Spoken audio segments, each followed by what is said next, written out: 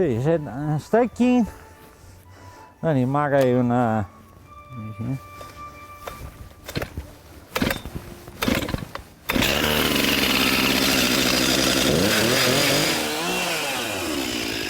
Ja, later.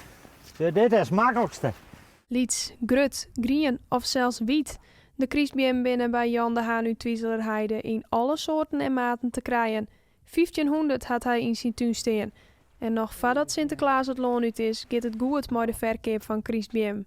Mensen hel je heel tijd jeder de kriesbeem in huis. Vroeger werd het vaak na Sinterklaas en zei nou, wie Sinterklaas we wil maar graag een kriesbeem in huis hebben, maar nu is het al een week of 3 of 4 voor Sinterklaas.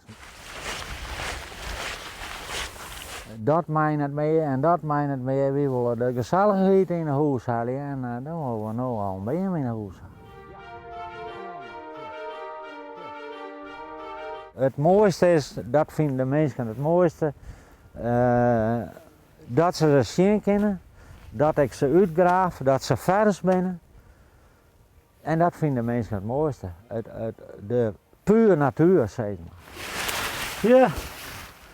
En dan haal je hier maar kluit. Voor de Haan is de kriesbeemhandel in deze tijd haast een fulltime baan. De meeste mensen menen maar, oh, en beem in de groen en dat is het. Ja, dat is het net.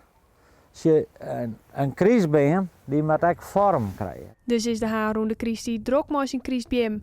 Een mooie hobby, maar riek zult hij er net van worden. Het is een betaalde hobby, zo was dat bezien. Maar dan hoeft er net te bezien als, goh, daar ga ik een dikke winst op. Nee, echt niet.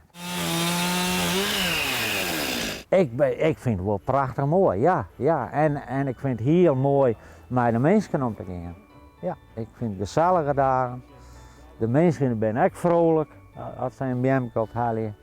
Dat helpt niks, dat is het mooiste.